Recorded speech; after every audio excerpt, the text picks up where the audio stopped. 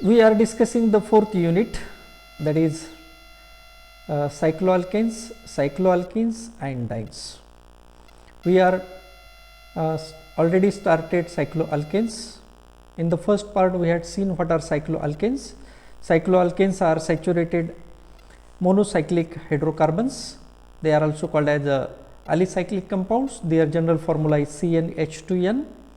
In the second part we will discuss two more theories given for our syllabus, that is Beer strain theory and Shash-Mohr theory. These are the two theories which are there for our syllabus. We will see what is the content of this topic. Introduction, preparation of cycloalkanes from adipic acid, aromatic hydrocarbon, then Beer strain theory and Shash-Mohr theory, ring opening reaction with H2 and HI. In this video we are going to discuss Beer strain theory and Shash-Mohr theory only. These two theories which we are going to discuss here. See here some examples of cycloalkanes. These are some examples of cycloalkanes: cyclopropane, cyclobutane, cyclopentane, cyclohexane. Remember these structures. This is triangular, this is square, this is cyclopentane. Remember this. आता ह्या ठिकाणी जे चार member आपण दाखवलेले आहेत, cyclopropane, cyclobutane, सायक्लोपेंटेन आणि सायक्लोहेक्सेन. ह्यापैकी कोणता मॉलिक्यूल स्टेबल असेल आणि कोणता स्टेबल नसेल हे ठरवण्यासाठी आपल्याला दोन थेअरीचा अभ्यास करावा लागणार आहे. एक बेअर स्ट्रेन थेअरी आणि दुसरं शॅश-मोर theory. See here one by one we will discuss Beer strain theory. सगळ्यात पहिल्यांदा आपण पाहूयात Beer strain theory. म्हणजे सायक्लोप्रोपेन, सायक्लोब्युटेन, सायक्लोपेंटेन, सायक्लोहेक्सेन, सायक्लोहेप्टेन, सायक्लोऑक्टेन यापैकी कोणता मॉलिक्यूल जास्त स्टेबल आहे आणि कोणता अनस्टेबल आहे ह्यासाठी ही पहिली थेअरी आहे, that is Beer strain theory. In 1885 Adolf von Beer, a German chemist, proposed Beer's strain theory to explain the relative stability of cycloalkanes. Cycloalkanes आता आपण जे एक्झाम्पल्स पाहिलेत, पहिले 4-5, त्यापैकी कोणता सायक्लोअल्केन हा जास्त स्टेबल आहे त्याला आपण म्हणतो रिलेटिव्ह स्टॅबिलिटी ऑफ सायक्लोअल्केन्स. दिलेल्या सायक्लोअल्केनपैकी कोणता सायक्लोअल्केन हा जास्त स्टेबल असेल, that is called relative stability of cycloalkane. And to discuss the relative stability of cycloalkanes, to explain the relative stability of cycloalkanes, in 1885 Adolf von Beer, a German chemist, proposed a theory which is known as Beer's strain theory. Then what is Beer strain theory? Beer strain theory is a theory which explains the relative stability of cycloalkanes. It is given by Adolf von Beer in 1885. In 1885 Adolf von Beer had given this theory, that is therefore it is called as a Beer's strain theory. Now let's see postulates of Beer strain theory. What are different postulates of Beer strain theory? What are different points involved in this theory that we will see. The first point, the carbon atoms constituting the ring lie in the same plane and all the cycloalkanes are planar. According to Beer, all cycloalkanes are planar. That means carbon atoms that forming a ring are in the same plane. म्हणजे cycloalkanes हे planar आहेत. बेअरच्या strain थेअरीच्या पहिल्या पॉस्च्युलेटच्या नुसार सगळेच सायक्लोअल्केन्स हे planar आहेत. Planar structures are there.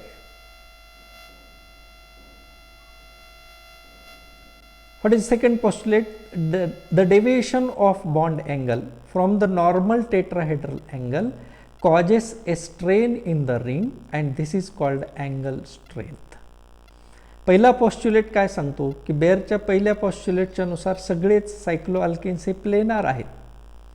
Number 2, कुठल्याही अल्केनमध्ये जो बॉन्ड अँगल आहे तो 109 डिग्री 28 मिनिट आहे, त्याला आपण म्हणतो टेट्राहेड्रल अँगल. ज्या अल्केनमध्ये 109 डिग्री 28 मिनिट हा बॉन्ड अँगल असेल तर तो मॉलिक्यूल स्टेबल असतो. परंतु ह्या 109 डिग्री 28पेक्षा कमी किंवा जास्त बॉन्ड अँगल असेल तर त्या रिंगमध्ये स्ट्रेन निर्माण होतो आणि त्या स्ट्रेनला म्हणायचं आपण angle strain. That is called as a angle strain. The greater the angle strain greater is the instability of the ring. एखाद्या रिंगमध्ये जेवढा अँगल स्ट्रेन जास्त असेल तेवढा तो मॉलिक्यूल अनस्टेबल असेल, तेवढं म्हणजे थोडक्यात तेवढा तो लेस स्टेबल असेल, कमी स्टेबल असेल. That means in this Baeyer strain theory these are 3 important points. Cycloalkanes are planar and any deviation from the bond angle 109 degree 28 minutes causes a strain in the ring which is called as angle strain. आणि एखाद्या मॉलिक्यूलमध्ये जेवढा जास्त angle strain असेल तेवढा तो molecule जास्त unstable असेल किंवा लेस स्टेबल असेल. Higher the stability of the ring greater would be its ease of formation. म्हणजे कुठलाही मॉलिक्यूल जेवढा जास्त स्टेबल असेल ते तो स्टेबल मॉलिक्यूल तयार करणे हे तेवढंच सोपं असते. आता आपण हे 4 जे पॉस्च्युलेट सांगितलेले आहेत ते 1 बाय 1 पाहूयात. पहिला पॉस्च्युलेट सांगतो की they are planar. See here planar structures of cycloalkanes. These are planar structures of cycloalkanes. For example cyclopropane is triangular, cyclobutane is square, cyclopentane is regular pentagon, cyclohexane is regular hexagon, heptagon, अशा पद्धतीनं. आता ज्या वेळेला हे planar structure असतात त्यावेळेला त्यांच्यामध्ये एक विशिष्ट असा बॉन्ड अँगल असतो. उदाहरणार्थ हा इथला बॉन्ड अँगल हा 60 आहे, हा 90 आहे, हा 108 आहे, हा 120 आहे, हा 128 आहे. these are called as bond angles in cycloalkanes. Baer calculated the angle strain in various cycloalkanes. आता आपल्याला काय करावं लागेल की कुठल्या कंपाऊंडमध्ये किंवा कुठल्या मॉलिक्यूलमध्ये अँगल स्ट्रेन किती आहे हे आपल्याला कॅल्क्युलेट करावं लागेल. बेअरनं कसं कॅल्क्युलेट केलं ते पहा. फॉर एक्झाम्पल एक एक्झाम्पल आपण घेऊ. इन सायक्लोप्रोपेन, सायक्लोप्रोपेनमध्ये स्ट्रेन अँगल किती असेल ते पहा. In cyclopropane the 3 carbon atoms occupy the corners of an equilateral triangle. त्याच्यामध्ये जे 3 कार्बन आहेत हे इक्विलॅटरल ट्रँगल फॉर्ममध्ये आहेत. या ठिकाणी बघा 3 triangular. Hence the carbon carbon carbon bond angle, this carbon, see here, this carbon carbon carbon bond angle, this carbon carbon bond angle, this carbon carbon bond angle is 60 degree. हा carbon carbon bond angle जो आहे तो 60 degree आहे. Normal tetrahedral angle is 109 degree 28 minutes. Hence the angle strain in cyclopropane is calculated as angle strain is equal to half 109 degree 28 minutes minus bond angle. हा angle strain calculate करण्याचा formula आहे. Half 109 degree 28 minutes minus bond angle. आता या ठिकाणी bond angle 60 आहे म्हणून फॉर्म्युल्यामध्ये आपण ठेवलं 109 degree 28 minutes minus 60. Therefore, the angle strain is 24 degree 44 minutes. After calculation, angle strain cyclopropane मध्ये किती आला? 24 डिग्री 44 मिनिट्स. आता ह्या ठिकाणी बघा हे एक्झाम्पल आपण समजून घ्या. हे आहे regular tetrahedral angle 109 degree 109.5 degree. 1 degree is equal to 60 minutes. Remember this calculation. 1 degree is equal to 60 minutes. हा आहे 109 डिग्री 28 मिनिट्स मायनस 60 डिग्री. हे आपल्याला कॅल्क्युलेशन करता आलं पाहिजे. हे 28 या ठिकाणी आपल्याला कॅल्क्युलेट करता आलं पाहिजे. आणि हे म्हणून ह्या ठिकाणी हे बॉन्ड अँगल जे आहे हा 109 डिग्री 28 मिनिट बॉन्ड अँगल सुरुवातीला जो होता आता आपल्या ह्या सायक्लोप्रोपेनमध्ये बॉन्ड अँगल आहे 60 डिग्री, म्हणजे हा वरून 24.44 आणि खालून 24.44 हा मध्ये दाबल्या गेला.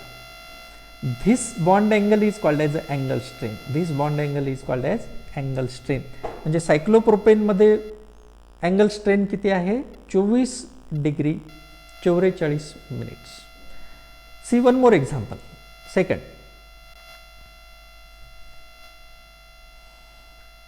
सायक्लोब्युटेन. सायक्लोब्युटेनमध्ये स्क्वेअर आहे, 90 डिग्री आहे. Normal tetrahedral angle 109 degree 28 minute आहे, म्हणून अँगल स्ट्रेन 9 डिग्री 44 मिनिट. सायक्लोपेंटेनमध्ये 108 डिग्री रेग्युलर पेंटॅगॉन आहे, 108 डिग्री अँगल स्ट्रेन कॅल्क्युलेट केला, 0 डिग्री 44 मिनिट्स. सायक्लोहेक्झेनमध्ये बॉन्ड अँगल 120 आहे, रेग्युलर हेक्झॅगॉन, म्हणून याच्यात अँगल स्ट्रेन आला -5 डिग्री 16 मिनिट्स. ज्यावेळेला 109 पेक्षा कमी असेल बॉन्ड अँगल त्यावेळेस प्लस, 109 पेक्षा जास्त बॉन्ड अँगल असेल तर त्यावेळेला बॉन्ड अँगल हे मायनस येईल, अँगल स्ट्रेन हे मायनसमध्ये येईल. Cyclopentane bond angle 128, therefore angle strain -9 degree 33 minutes. सायक्लोऑक्टेन बॉन्ड अँगल आहे 135 डिग्री, म्हणून अँगल स्ट्रेन आहे -12 डिग्री 44 मिनिट्स. आता आपण हे कॅल्क्युलेट केलेले सर्व एका टेबलमध्ये ठेवूयात. According to this Baeyer strain theory, what is the chart now? Cyclopropane bond angle 60, angle strain 24 degree 44 minute. Cyclobutane angle strain 9 degree 44 minute. Cyclopentane 0 degree 44 minute. Cyclohexane -5 degree 16 minute. Cycloheptane 9 degree 33 minute. Cyclooctane 135 bond angle आहे आणि angle strain आहे 12 degree 46 minute. Remember that positive and negative signs does not have any meaning. याच्यामध्ये angle स्ट्रेनमध्ये positive आणि निगेटिव्हला काही महत्त्व नाही. फक्त एवढंच की टेट्राहेड्रल अँगलपासून तो अँगल किती डेव्हिएट झाला हे आपण कॅल्क्युलेट केलेलं आहे. आणि बेअर स्ट्रेनच्या थेरीनुसार आपला जो बेअर स्ट्रेनचा पहिला पॉईंट होता तो सगळेच सायक्लोअल्केन्स हे प्लेनार आहेत. दुसरा पॉईंट जो आहे तो अँगल स्ट्रेनचा आहे की 109 डिग्रीपेक्षा कमी किंवा जास्त अँगल झाला बॉन्ड अँगल. उदाहरणार्थ सायक्लोप्रोपेनमध्ये 60 झाला, म्हणजे 109च्या ऐवजी तिथं 60 डिग्री आहे, म्हणजे अँगल स्ट्रेन ही 24 डिग्री 44 मिनिट आहे. अशा पद्धतीनं आपण प्रत्येकाचा अँगल स्ट्रेन कॅल्क्युलेट केला. सगळ्याचे अँगल स्ट्रेन आपण आता कॅल्क्युलेट केलेले आहेत, सायक्लोप्रोपेन, सायक्लोब्युटेन, सायक्लोपेंटेन. दुसरा पॉईंट जो आहे बेअर स्ट्रेन थेरीचा की ज्यांच्यामध्ये जेवढा अँगल स्ट्रेन जास्त असेल तेवढा तो मॉलिक्यूल अनस्टेबल असेल. बेअर स्ट्रेन थेरीचा मूळ आधार काय असेल तर अँगल स्ट्रेन. दिलेल्या कंपाऊंडमध्ये अँगल स्ट्रेन कॅल्क्युलेट करा. अँगल स्ट्रेन जर जास्त असेल तर तो मॉलिक्यूल तेवढा अनस्टेबल असेल आणि अँगल स्ट्रेन जर कमी असेल तर तो मॉलिक्यूल स्टेबल असेल. See here by this chart, here 24 is the highest, therefore it is most unstable. म्हणजे cyclopropane is most unstable from all these members, कारण त्याचा जो अँगल स्ट्रेन आहे सगळ्यात जास्त आहे. This is cyclopentane which is very stable because it has a minimum. सगळ्यात कमी अँगल स्ट्रेन हा सायक्लोपेंटेनचा आहे, म्हणून तो जास्त स्टेबल आहे. मोस्ट स्टेबल आपण ह्या ठिकाणी दाखवलं. परत एक आपण चार्ट घेऊयात ज्याच्यामध्ये आपल्याला फक्त अँगल स्ट्रेन दाखवलेला आहे, तोच चार्ट आहे पाठीमागचा. Now what is conclusion here? Baeyer strain थेरीचं कन्क्लुजन काय? Cyclopropane, cyclobutane have higher angle strain, hence they are less stable and more reactive. Angle strain in cyclopentane is minimum and hence it is most stable. सायक्लोपेंटेन मधला जो angle strain आहे सगळ्यात कमी आहे, म्हणून it is most stable, आपण त्याला काय नाव दिलं आहे, most stable. The relative stabilities of cycloalkanes up to cyclopentane can be explained satisfactorily. बेअरच्या थेरीनुसार आपण फक्त सायक्लोपेंटेन पर्यंतचेच च्या सायक्लोअल्केनची स्टॅबिलिटी डिस्कस करू शकतो. Now will see what are limitations of Baeyer strain theory. According to the theory cyclohexane is less stable than cyclopentane. आता आपण जो chart पाहिला त्यामध्ये आपण असं पाहिलं की सायक्लोहेक्झेन is less stable than cyclopentane.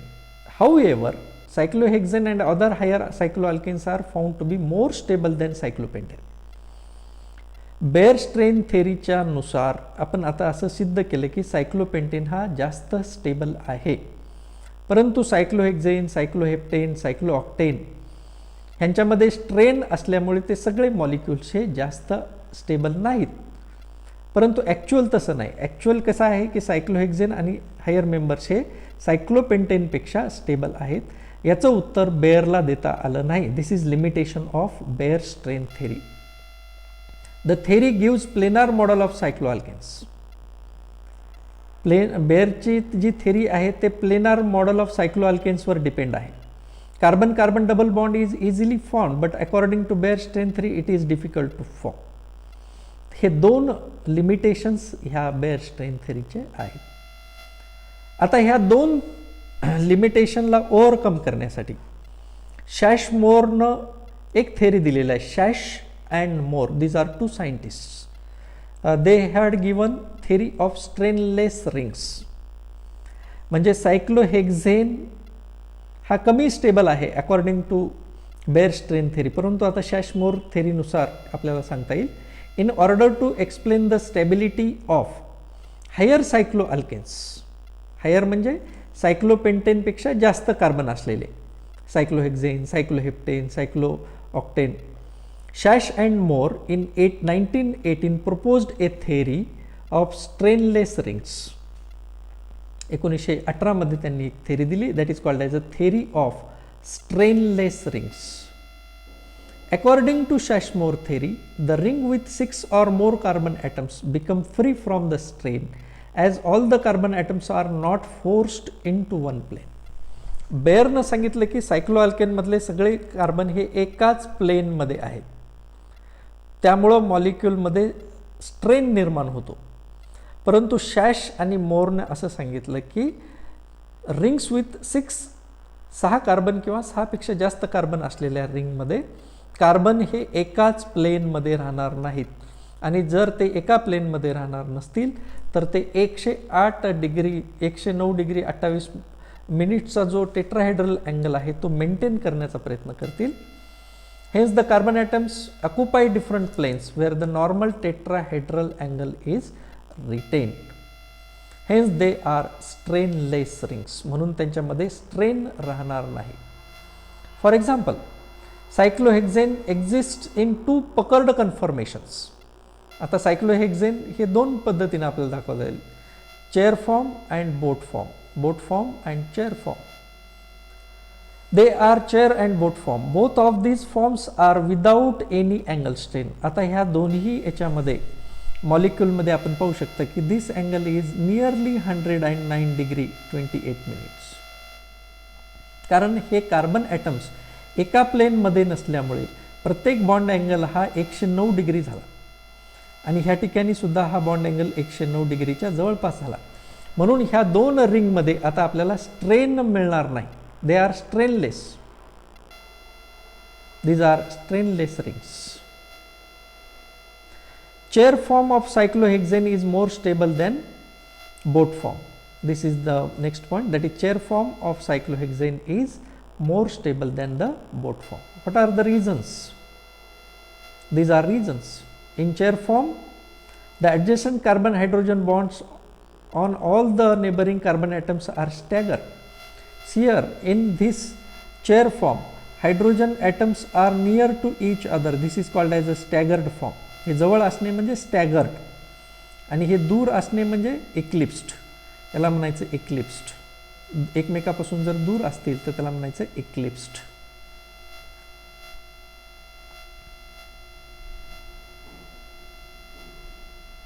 In the boat form, the adjacent carbon hydrogen bonds on C2, C3 and C5, C6 are eclipsed. Hence, staggered म्हणजे दूर राहणे आणि eclipsed म्हणजे जवळ.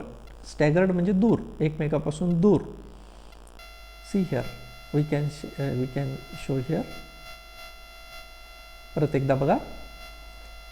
This is called eclipsed. हे हायड्रोजन एकमेकाच्या जवळ असणे म्हणजे eclipsed. This is called as a staggered form. हे staggered म्हणजे एकमेकापासून दूर असणे, that is called as eclipsed. Staggered आणि जवळ असणे म्हणजे eclipsed.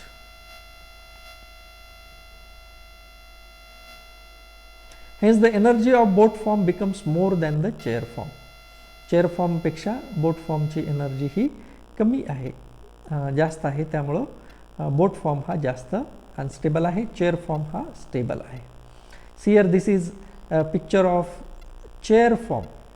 आता ह्या चेअर फॉर्ममध्ये बघा, हे हायड्रोजन्स आहेत ते एकमेकापासून खूप दूर आहेत. This is called as a staggered hydrogens. Hydrogen कसे आहेत? स्टॅगर्ड आहेत. याच्यामध्ये 12 हायड्रोजन्स आपण दाखवलेले आहेत. In this there are 12 hydrogen atoms here. See here, there are 12 hydrogen atoms.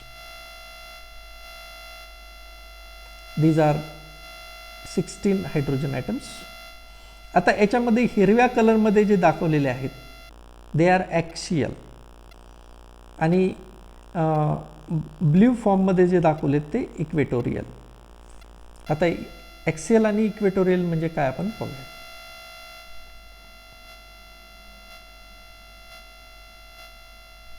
Out of the 12 hydrogens, out of 12 hydrogens, 6 of them point up or down perpendicular to the plane of the molecule. These are called axial hydrogens. ह्या 12 पैकी जे hydrogen आहेत ते हे वर किंवा खाली अशा पद्धतीने दाखवलेले आहेत. They are parallel to axis. They are called as axial hydrogens. आणि जे इक्वेटोरियलला पॅरलल असतील, equatorial, they are called as equatorial. The other 6 hydrogen atoms found either above or below the plane of the molecule they are equatorial hydrogens. म्हणजे ह्या chair फॉर्ममध्ये एकूण 12 hydrogens आहेत. 6 जे हायड्रोजन आहेत त्यापैकी काही वर आहेत, काही खाली आहेत. त्यांना म्हणायचं ॲक्सियल. जे हायड्रोजन ॲक्सिस बरोबर पॅरलल असतील दे आर कॉल्ड ॲज ॲक्सियल आणि इक्वेटोरियलला पॅरलल जे असतील ते इक्वेटोरियल. म्हणजे 6 axial hydrogens, 6 equatorial hydrogens. In the boat form the 2 axial hydrogens on C1 and C4 are closer than in chair form. Hence the energy of boat form is more than the chair form, and therefore as the energy of boat form is more than chair form is more stable and boat form is less stable. So here these are the two theories. Baeyer strain थेअरीमध्ये आपण असं सांगितलं की कुठल्याही मॉलिक्यूलमध्ये जो angle strain निर्माण होतो त्या अँगल स्ट्रेनमुळे तो मॉलिक्यूल अनस्टेबल होईल. जेवढा अँगल स्ट्रेन जास्त तेवढा तो मॉलिक्यूल अनस्टेबल. परंतु शॅशमोरनं सांगितलं की सायक्लोअल्केन्स हे प्लेनार नसून दे आर पकर्ड किंवा ते एका प्लेनमध्ये कार्बन नसतील, त्यामुळे त्यांचा बॉन्ड अँगल हा 109 डिग्रीच्या जवळपास असेल आणि म्हणून त्यांच्यामध्ये स्ट्रेन नसेल. म्हणून शॅशमोरच्या थेरीला आपण थेरी ऑफ स्ट्रेनलेस रिंग्स असं सुद्धा म्हणतो. तर या ठिकाणी आपले 2 थेरीज कंप्लीट झालेले आहेत.